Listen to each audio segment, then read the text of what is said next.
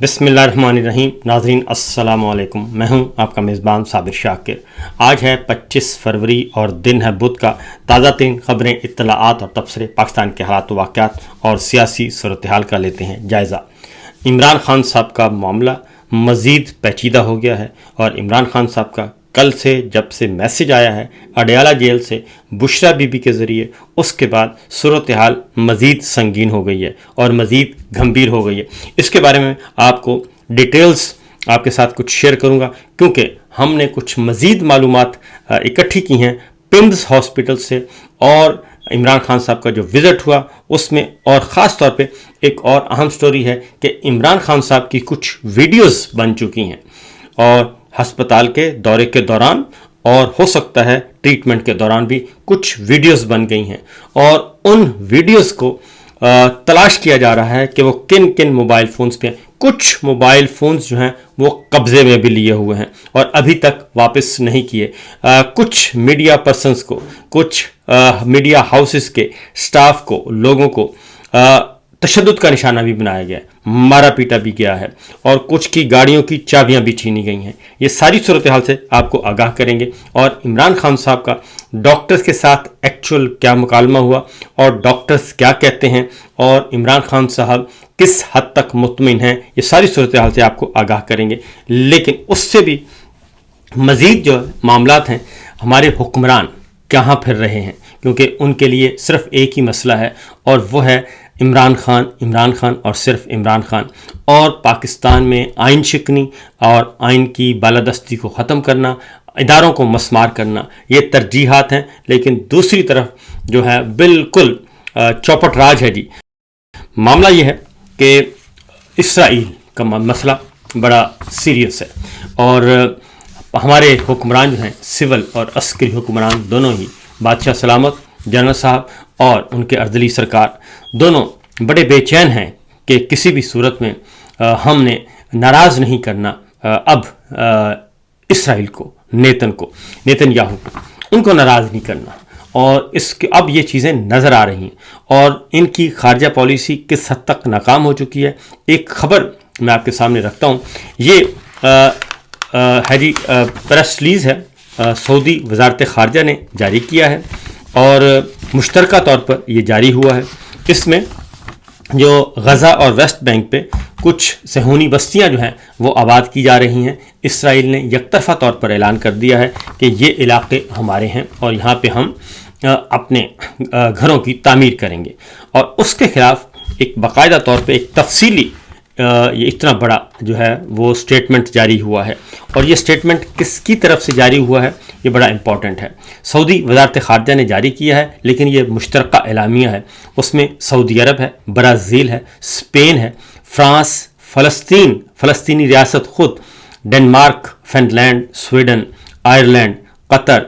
Indonesia, Iceland, مصر اور Slovenia, اردن، ترکیہ، اور اس کے ساتھ Luxembourg, Norway, Sweden, Arab League, OIC، یہ سب کے سب شامل ہیں جی اس میں. اور یعنی کہ یورپ کے ممالک شامل ہیں، اور یورپ کے نامور ممالک شامل ہیں، اس میں افریقی ممالک شامل ہیں، مسلمان ملک شامل ہیں، OIC شامل ہے، عرب لیگ شامل ہے. لیکن صرف ایک نام اس میں نہیں ہے، اور وہ ہے پاکستان. یعنی کہ اس میں وہ نام بھی شامل ہیں جو بورڈ آف نیتن پہ سائن کر چکے ہیں، لیکن وہ یہ نہیں مان رہے کہ یہ جو انکروچمنٹ ہے اس کو ہم تسلیم کریں گے. لیکن اس میں پاکستان جو ہے وہ شامل نہیں ہے. اب اس کے بارے میں بہت سارے امپورٹنٹ سوالات اٹھ چکے ہیں، اور ملیحہ لودھی ہیں وہ انہوں نے تو یہاں تک کہہ دیا ہے، جو کہ درست کہا ہے. انہوں نے کہا کہ ہم بورڈ آف نیتن میں شمولیت کے بعد ایکچول پاکستان جو ڈیفیکٹو وہ ہے وہ ریکگنائز کر چکا ہے، اسرائیل کو تسلیم کر چکا ہے، اور اس لیے اب اس میں کوئی شرم حیا والی بات نہیں. دوسری طرف اس بارے میں جو سب سے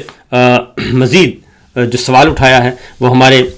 ڈپلومیٹ ہیں، سابق سفارتکار عبد الباسط صاحب نے سوال اٹھایا ہے، اور انہوں نے کہا ہے کہ اب یہ جو بیان اعلامیہ ہے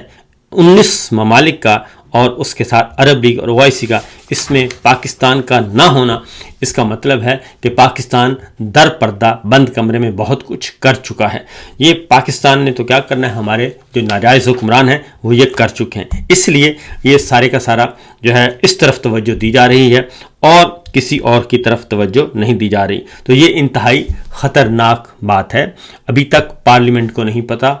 کابینہ کو نہیں پتہ، کور کمانڈرز کو نہیں پتہ، اور نیشنل سیکورٹی کمیٹی کو نہیں پتہ، ہماری پولیٹیکل لیڈرشپ کو نہیں پتہ کہ اندر خانے یہ کیا کھیل کھیل رہے ہیں۔ آگے بڑھتے ہیں جی ایک اور خبر کی طرف، اور اس خبر کا بھی ذرا جائزہ لیتے ہیں۔ دوسری جانب افغانستان کا معاملہ جو ہے وہ ہم نے حملے تو کر دیے، فضائی حملے بھی کر دیے، 7 ٹھکانوں کو ہم نشانہ بنا دیا، لیکن اس وقت پورے پاکستان میں ریڈ الرٹ ہے، اور خاص طور پہ راولپنڈی، اسلام آباد، کراچی، پشاور، کوئٹہ، ان علاقوں میں ریڈ الرٹ ہے، سیکورٹی ہائی الرٹ ہے۔ اور کل میں نے معلوم کیا، کل تو بسوں کے اڈے تک بند کروا دیے گئے، اور خطرہ تھا کہ کہیں نہ کہیں کوئی نہ کوئی واقعہ ہو سکتا ہے اور اس کا رد عمل آ سکتا ہے، کیونکہ بھکھر میں رد عمل، ایک بھکھر میں واقعہ ہوا دہشت گردی کا، کوہاٹ میں ہوا، مختلف علاقوں میں ہوئے، اور ہمارے فوجی جوان، افسر، ہمارے سیوین، ہمارے پولیس کے لوگ جو ہیں وہ شہید ہو رہے ہیں، ان کو نشانہ بنایا جا رہا ہے۔ لیکن ہماری جو ہمارے ہیں دفاعی ادارے، اور خاص طور پہ ملٹری لیڈرشپ، وہ ان چیزوں سے اس وقت ان کو کوئی سروکار نظر نہیں آ رہا کہ ان کی پرائورٹیز کیا ہونی چاہیے۔ دوسری جانب ایران کی طرف آپ چلے جائیں تو امریکہ جو ہے وہ پرتول رہا ہے، اور مکمل طور پہ وارننگ دی جا چکی ہے، لاسٹ وارننگ وہ کہتے ہیں ایشو کر رہے ہیں ہم، اور اس کے بعد ہم ایران پہ حملہ کریں گے، اور اس کے آثار ہمیں نظر بھی آ رہے ہیں، کیونکہ مختلف مغربی ممالک جو ہیں وہ اپنے اپنے شہریوں کو ایران سے نکل جانے کا کہہ چکے ہیں۔ یہ میرے سامنے اسٹیٹمنٹ پڑا ہے، اور یہ تہران میں بھارت نے ایڈوائزری جاری کی ہے تہران میں کہ اپنے ایران میں موجود تمام بھارتی شہری بشمول طلبہ، زائرین، سیاح اور کاروباری افراد دستیاب ذرائع نقل و حمل کے ذریعے فوری طور پر ایران چھوڑ دیں۔ یہ ان کا اسٹیٹمنٹ آیا ہے جی گورنمنٹ آف انڈیا کا۔ تو یہ سامنے آ چکا ہے، یہ ایمبیسی آف انڈیا ہے، اور تہران کی اس نے یہ کہہ دیا ہے۔ تو یہ ایران والی سائڈ پہ بھی کوئی بڑا کام ہونے لگا ہے، اس لیے شاید اسی لیے ہمارے جو جنرل صاحب ہیں اور شہباز شریف صاحب ہیں وہ بیرون ملک دورے پر ہیں، اور مختلف قطر کا سامنے آیا ہے۔ اب ان سے پتہ نہیں کیا لینے گئے ہیں، شاید یہ کہا جا رہا ہے کہ افغانستان کے ساتھ معاملات کوئی حل کیے جائیں ہمارے، اور افغان طالبان کے ساتھ بات کی جائے، اور سعودی عرب کے ساتھ بھی کچھ معاملات سیدھے کرنا چاہ رہے ہیں، کیونکہ سعودی عرب بدستور ناراض ہے۔ تو یہ تو ہے خبر جی ہماری خارجہ پالیسی اور خطے کی۔ اب آتے ہیں ذرا بڑی خبر کی طرف۔ بڑی خبر ہے عمران خان صاحب کی جی۔ کل بھی عمران خان صاحب کی بہنوں کو ملاقات کی اجازت نہیں دی گئی، اور ان کی فیملی ممبرز بیٹھے رہے، وکلا بیٹھے رہے، اور پھر افطاری بھی انہوں نے وہیں کی سڑک پہ۔ نورین نیازی صاحبہ گری بھی، اللہ تعالیٰ نے ان کو محفوظ رکھا، ہلکی پھلکی چوٹیں آئیں، سارا دن احتجاج کرتے رہے، اور پھر رات کے پچھلے پہر جو ہے دھرنا ختم ہوا، اور وہ اپنے اپنے گھروں کو گئے، کیونکہ آگے سحری آ رہی تھی، روزہ رکھنا ہے، اور سب نے روزے رکھنے ہوتے ہیں، تو اس لیے وہ پھر وہاں سے چلے گئے، لیکن ملاقات نہیں ہونے دی گئی۔ اور علیمہ خان صاحبہ نے البتہ واضح طور پر بتا دیا کہ سرکاری رپورٹ مسترد کرتے ہیں، اور عمران خان صاحب کا جو پیغام آیا ہے اس کے بعد تو مزید صورتحال بڑی واضح ہے۔ اب میں نے چیک کیا کہ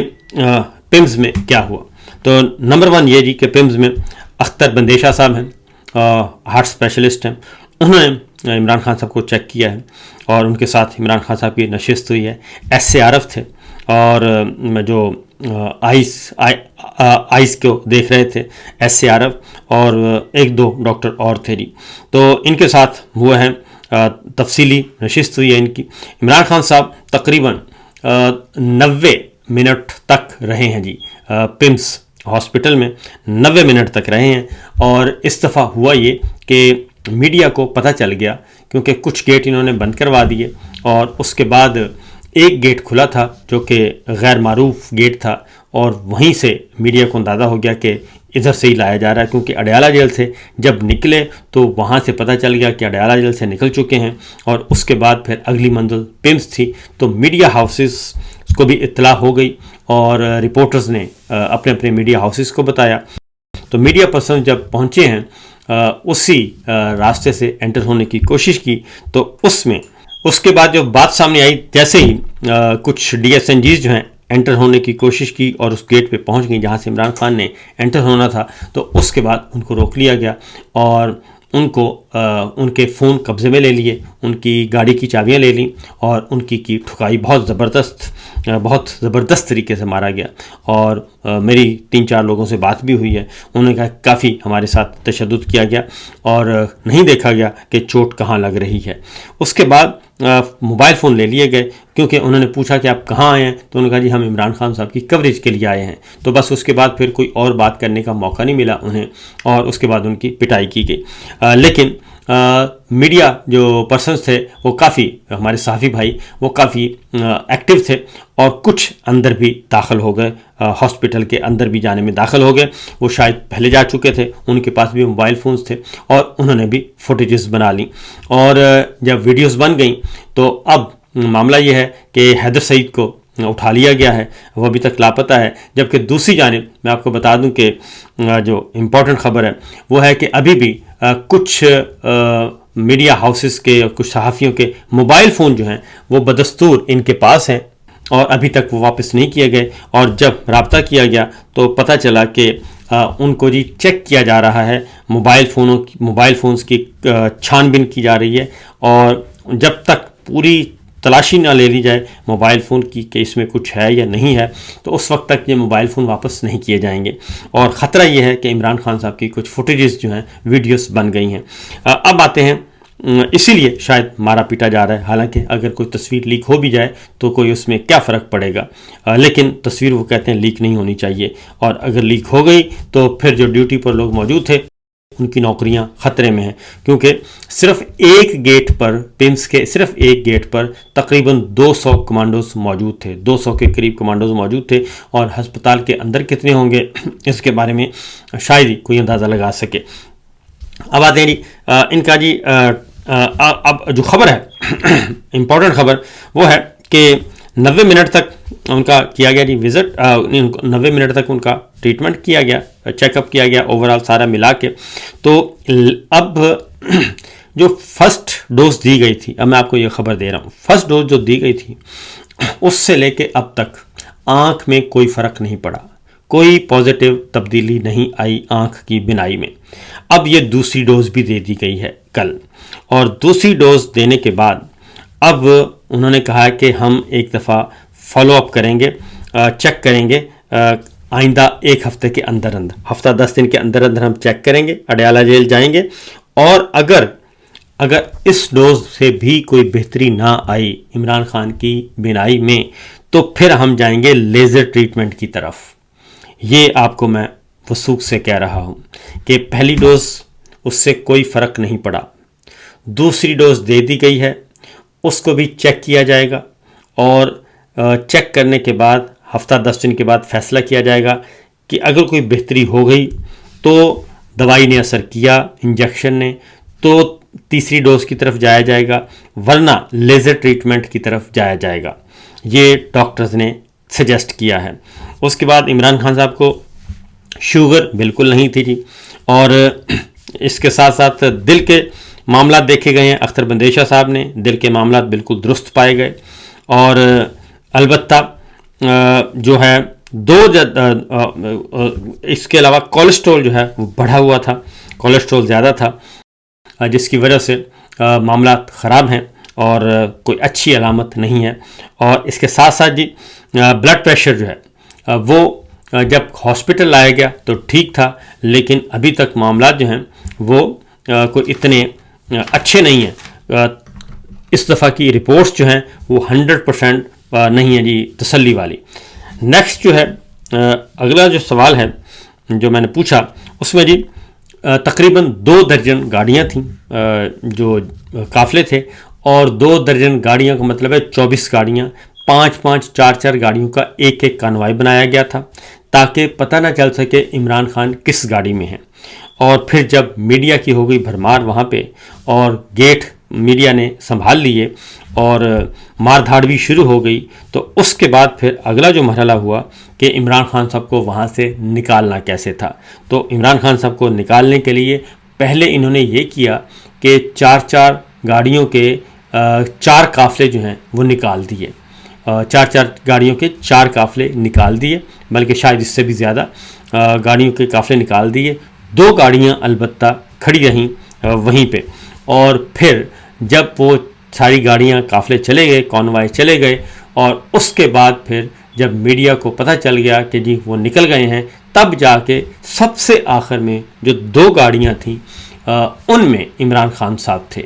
और उन 2 गाड़ियों को फिर वहाँ से निकाला गया और इमरान खान साहब को अडयाला जेल पहुँचाया गया। ये सूरत हाल है, ये सिचुएशन है। तो मैंने कहा आपके साथ सारे ख़बरें शेयर कर लूँ क्योंकि बहुत ज़रूरी है ये चीज़। इसलिए वो जो इत्तलात आ रही हैं कि जब तक ज़ाती मुआलिजीन नहीं आते उस वक्त तक, और जब तक इंडिपेंडेंट ओपिनियन नहीं आती उस वक्त तक चीज़ें क्लियर नहीं होंगी। और इमरान खान साहब की फैमिली को मैं ये ज़रूर कहूँगा कि वो ज़रूर इस सिलसिले में मुअस्सर तरीके से मुख्तलिफ़ फोरम्स पे आवाज़ उठाएँ। इजाज़त दीजिए, अल्लाह हाफ़िज़।